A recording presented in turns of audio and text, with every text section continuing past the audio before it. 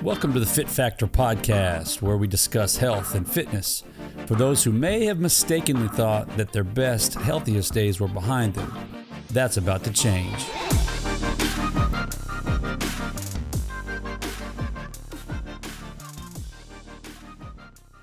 Wherever you are, good morning, good evening. Hope you're having a fantastic day. Last week, dropped 3 episodes on the first drop. And a lot of that was a little bit generalized. And today, I'm pretty pumped because today we're going to dive into some science. I love talking science. There's something about recognizing the detail that was placed into literally every aspect of this universe, and knowing that it was no accident, that there was a creator who created all of it, and it's perfect. Somebody I saw on a Twitter post the other day, I won't say any names because he's super famous, but he said something along the lines of just how fascinated he was to be sitting, watching a sunset, knowing that somehow or another the sun is perfectly aligned with the earth. And he mentioned just a couple of little scientific things, but very general. And I just thought to myself, yeah, it is pretty awesome how our earth is perfectly distanced from the sun for life, and how we're perfectly distanced from the moon for tides and for gravity. And all these things are so precise. And so I love science. I love science because of the fact that there is a creator who designed everything that we see. So today, we're going to dive into some science. And as somebody with a sports science degree, exercise and sports science degree, bachelor's in science, I've always just enjoyed science. So we're going to jump into some stuff today I think is going to help you out. This podcast, I listen to podcasts all the time that are, golly, an hour and a half, 2 hours long. I listened to one yesterday from one of my favorite podcast hosts, a guy named Dr. Andrew Huberman. I don't know if he's a doctor, actually. He's a professor of neurology and ophthalmology at Stanford. And he had a 4.5-hour podcast this week. And I listened to every second of it like it was 30 seconds long. I loved it. But this is not intended to be one of those kind of podcasts. I want to try to keep things short and concise. I want to try to keep some things, just some bullet points for you to be able to take some things home that'll make a difference, and maybe long enough for you to be able to listen to the whole thing on your way to work. I'm thinking of when I was a kid, my dad is a pastor. All my life, I've been raised in church, and my dad is a pastor. I remember as a kid, I don't know, 10, 11, 12 years old, I would be in church, and I would literally use a stopwatch to time how long his sermons were, because as a kid that age, 30 minutes seemed like an eternity. An hour-long message just put a fork in me. I'm done. I can't take it. And I remember, this is back in the early 80s. If my Gen X people will think back to this, you remember when stopwatches came out that you could wear on your wrist? Your wristwatch had a stopwatch in it. That was like the most amazing invention in the history of mankind for a 12-year-old kid. My watch has a stopwatch on it. I can time things from my watch. And I would use that stopwatch. And it reminds me of those watches that had the, I think later on they came out and they actually had like a keypad on them. You could do calculations. You could use your watch as a calculator. Anyway, reminiscing, Gen X, where you at, my Gen X people? But I would time my dad's sermons. And if it got to be like 45 minutes, I would just be like, oh my God, this is the longest sermon ever. So I don't want to be that, but I don't want to be that guy that just drags on and on and on with the longest podcast ever. So I'm going to bring you a couple things today about a very important topic. And I know it's one that 100% of you have talked about in some form or fashion with somebody. You have said this word out loud probably once within the past year or two. And that word is metabolism. Metabolism. Today, we're going to talk about metabolism. And as a 50-year-old guy who struggled with his weight for most of my adult life. I know I have used the word metabolism, and I have blamed my metabolisms on so many things. So we're going to talk about metabolism, and I think this is going to be helpful for you. I would be shocked if at some point today you don't have an aha moment. If there's not something where you think, I didn't know that. That's pretty cool. So whether you do anything with it, that's up to you. But I bet you find something today or hear something today that you haven't heard before, and that you might just be like, whoa, that's pretty cool. So let's rock. Let's get into it. Metabolism. So stop me if you've heard this before. This statement: my metabolism started slowing down when I turned, and then just fill in the blank. When I turned 40, when I turned 45, when I turned 35, after I had my first child. Fill in that blank. My metabolism started slowing down when blank. We've all heard it. We've probably even said it at some point. And if you just kind of think through your mind and just kind of recall, I bet you can think of some very specific statements that you've said before, or even in this very moment, you might be thinking, yeah, when I was blank, my metabolism really started to slow down. So, or, how many of you ever been around that person that seems to be able to just eat whatever they want and they just stay skinny? They can eat whatever the heck they want and they don't gain any weight. Oh my God, I hate those people. Those people annoy me. I can think right now of my nephew. I won't say his name, but I have a nephew who, man, that sucker is skin and bones. He's pretty muscular. He's growing into his manliness. He's becoming a man. But man, that sucker can eat the crap. I mean, like, he can eat chips and pizza rolls and ice cream and cake and frosted mini wheats and Pop-Tarts and a half a tub of Nutella every single day and stay skin and bones. And his metabolism is just speeding, like racing. So he's got one of those metabolisms that I would say you've got the metabolism of a hummingbird.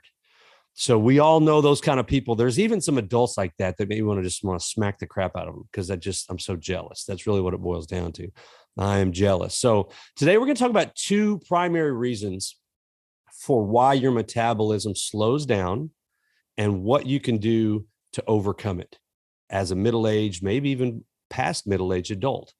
Two things. Again, I told you I'm going to try to keep these things short. I'm not trying to be the 4-hour podcast. So we're going to keep it simple.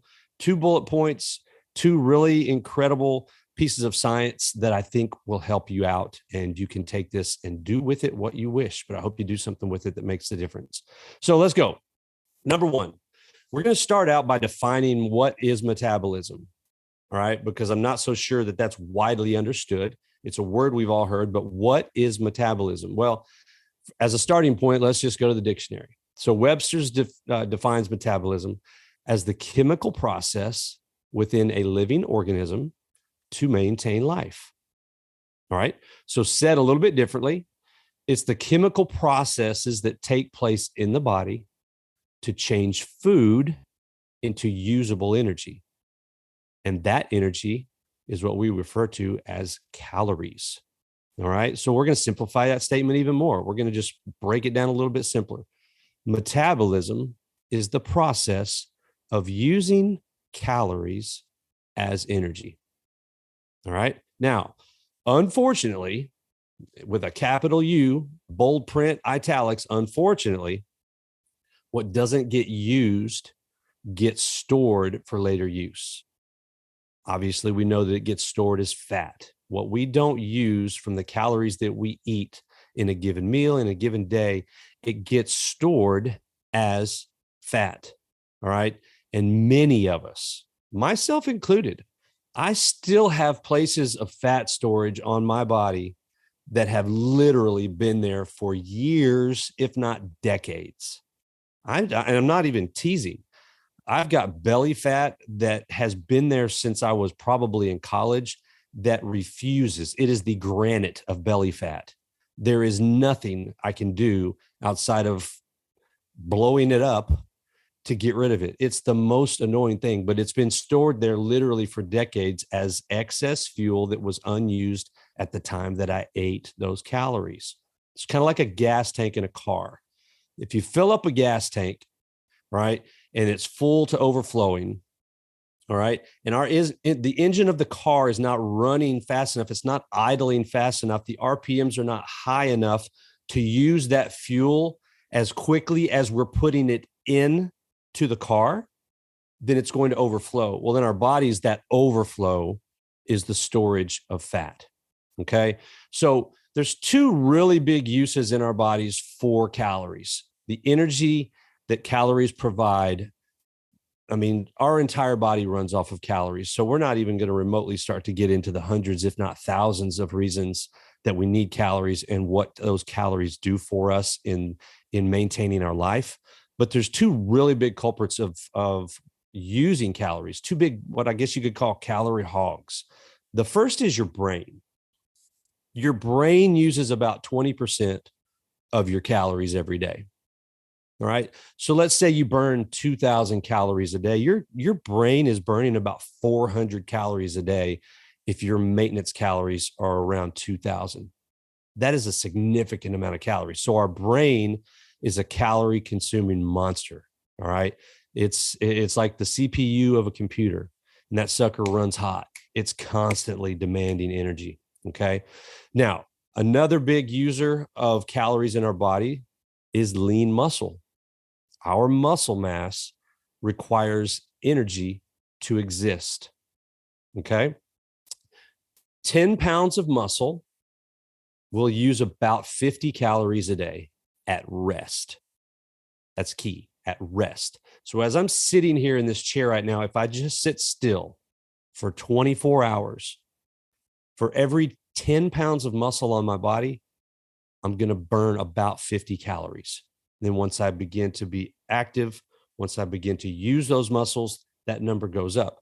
But from a resting standpoint, every 10 pounds of muscle that we have on our body burns about 50 calories a day. So let's just say you've got a 200-pound man, and let's just say hypothetically he has 75 pounds of muscle on his 200-pound body. Okay. That person is burning somewhere around 375, 400 calories a day just on the lean muscle having to use calories to survive. All right.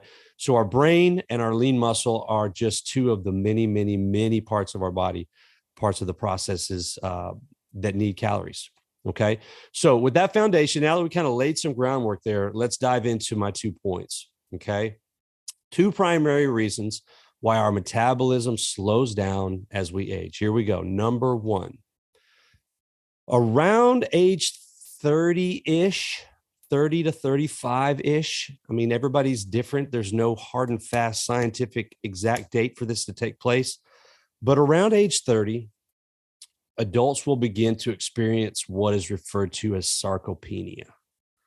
Now, sarcopenia is a really big fancy word that just basically means the gradual loss of muscle that happens naturally as we age. And we can lose up to between 1 and 2% of our lean body mass per decade. So every 10 years, between the age of 30 and 40, we'll lose about 2% of our lean muscle. And between 40 and 50, we'll lose another 2% of our lean muscle. Okay. So some of this is due to a decrease in activity. That's probably the big culprit. The older we get, many times the less active we get. Jobs get in the way, families show up, all these things start happening where we just start to limit our activity. And so that's a big culprit of losing that muscle mass. Okay. So for every 10 years, you're losing about 1 to 2%. Okay. Now, this means that the muscles that are burning 50 calories for every 10 pounds, when you lose those, your metabolism is slowing down. Okay. So unless you lower your calorie intake at a pretty even ratio of where you're losing lean muscle mass, you are going to gain weight because your calorie burn is going down. And if your calorie intake was to stay the same as your calorie burn slows, you're now going to be in what we call a calorie surplus, which means you're going to slowly gain weight. Okay. So big question. Nathan, how do I prevent this muscle from deteriorating off of my body at that rate of 1 to 2% over a decade at a time? Well, we can put it very simply: use it or lose it. Use it or lose it. And the way we can use it, the most effective way that we can use that muscle and send that signal to our brain that says, keep this around, I need it, is through resistance training. Lifting weights, building muscle will combat the loss of your lean muscle mass. And if you actually gain muscle mass through resistance training, you can actually speed your metabolism up. That gives you some leeway to maybe eat a little bit more and not gain weight. Or it could actually cause you to lose some fat weight because you now find yourself in a little bit of a deficit. Now, you're not going to go build a bunch of muscle next week or even next month or probably even this year, but you can, at the very least, maintain your muscle mass through resistance training so that you don't lose that 1 to 2% per decade. Okay. Now, what exercises, what muscle groups do we work? There's so much that goes into resistance training, and we can get into that on a later podcast. We can definitely going to talk about that kind of stuff in different shows. But today we're not going to go there. For now, just know this: resistance training is the first, most effective way to fight the dreaded metabolism slowdown as you age. Okay. Now, quick side note, because I can hear your wheels spinning, ladies. You do not have to worry about getting bulky and getting overly muscular by doing resistance training. Number one, your hormones are playing a role against you to a degree. The testosterone levels that you have in your body don't really warrant you building a lot of muscle. Okay. You would have to be on a very precise and perfect nutrition plan with the right amount of fats, carbs, and proteins. There's so much that would go in to a woman having to worry about building muscle, to just say this: don't worry about it. Don't worry about it. Go lift weights, work those muscles. You don't have to worry about getting big and bulky. Okay. You'd have to really go out of your way trying to build muscle, being very intentional about it and doing everything right. Okay. So just take a deep breath. You're not going to have to worry about getting bulky and looking like a dude. All right. All right. So here we go. Point number 2. First point was resistance training protects and preserves your lean muscle mass, which prevents your metabolism from slowing down on that 1 to 2% of loss over every decade. Okay. Now, here we go. And this is where the calculators come out. This is where we're getting into some math. I love math. I hated math as a kid. I don't know why, but for some reason I have developed a love for some math. So we're going to do a little bit of math here. Second point is this: did you know that for every 1% increase in body fat percentage, your metabolism slows at a rate of about 0.01 calories per minute? All right, I'm going to say that again.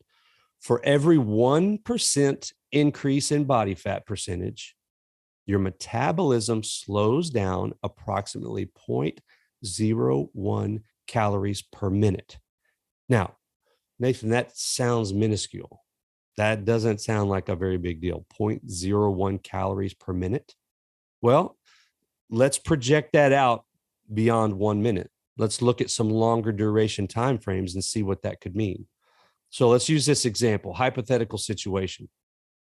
We've got a lady who's 35 years old. She weighs 160 pounds.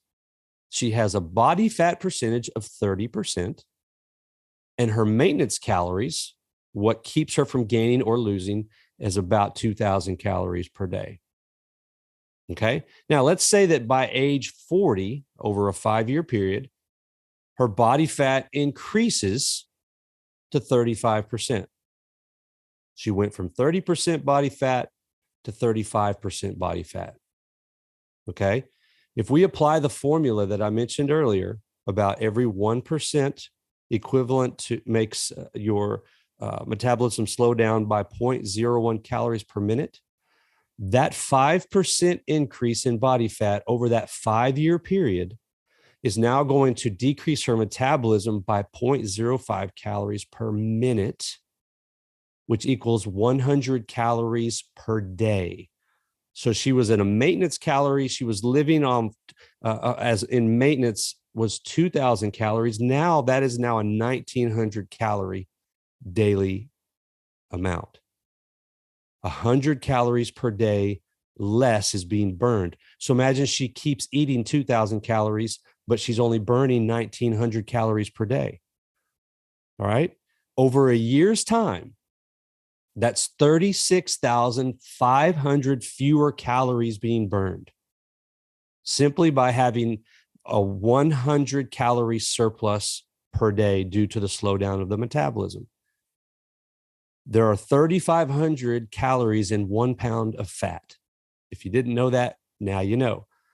3,500 calories roughly in 1 pound of fat. So you can do the math on that. 36,500 calories over the year. That's the surplus we're now in. That is 10.4 pounds of weight gain in a year because her metabolism slowed down to where she was burning 0.05 fewer calories per minute, per hour, every day over a year's time.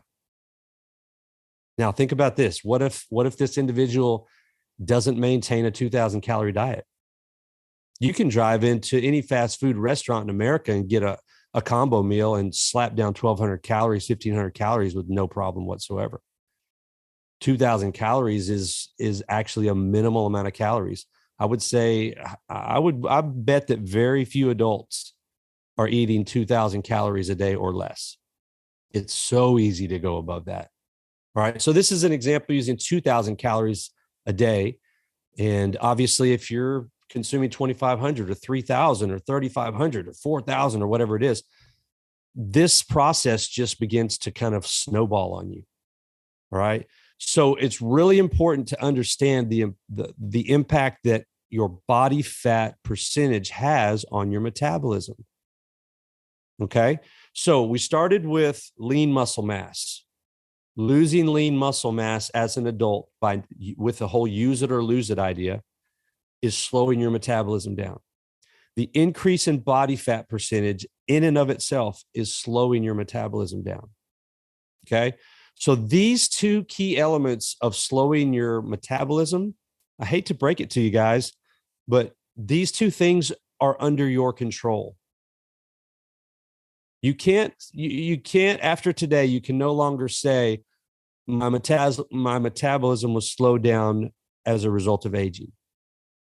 Age is not the excuse for a slowing metabolism. We can choose to do resistance training. We can choose to use it instead of lose it. We get to choose what we eat.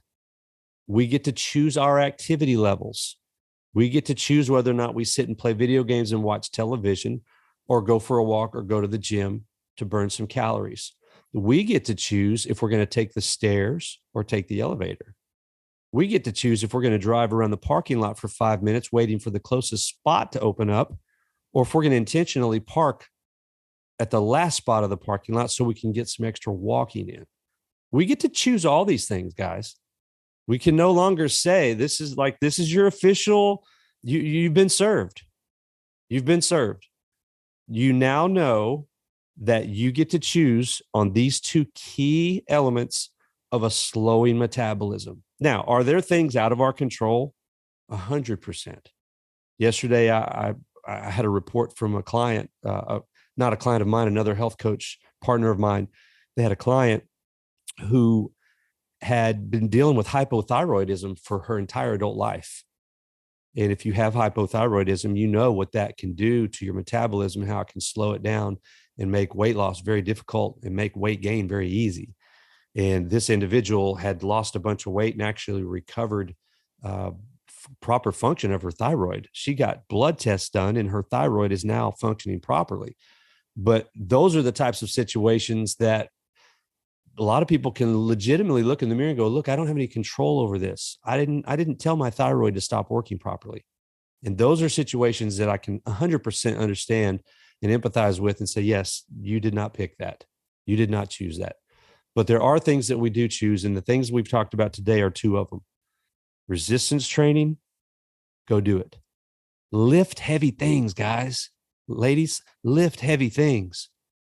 All right, we're going to talk a lot more. We're going to have more conversations. I mean, many conversations about resistance training and weightlifting. We're going to dive deep into those kinds of things in different podcasts. But for now, just know this: if you'll lift, if you'll use those muscles, and if you'll send that signal to your brain that says, hey, I need these, don't let them wither away. In fact, I'd like to build these. We're going to talk about how to build muscle. But resistance training, understanding that your body fat percentage plays a role in your metabolism. Those two things right there are in our control, right? So I hope this is something that you can take with you today that makes a difference. Something that we've talked about today that you can say, you know what? I didn't know this, and I'm going to do something about it. I didn't know that, but now that I do, I'm going to make sure to make use of that information. And if you'll do that, this entire podcast is a massive success. If even one of you, I don't know how many people will ever hear this. If one person hears this and says, you know what, I did not know that, and I'm going to use that to make myself healthier, then game, set, match, win, trophy held up, championship, whatever you want to call it. That's what we're here for. So next week, we'll potentially talk a little bit more detail about resistance training. Kind of have some things stirring in my mind right now. I'm not sure exactly where I'm going to go with it first because it's so broad. But we're definitely going to talk about that kind of stuff. So I hope these 2 points are helpful. I hope you can take some meat off of this and make use of it. And again, if you can do that, then this was a successful podcast for you, which makes it a successful podcast for me. All right. So you guys have a fantastic day, and I look forward to hearing you, or not hearing you. I will probably not hear you, but I hope you get a chance to hear me on the next podcast. So until then, I'm out of here.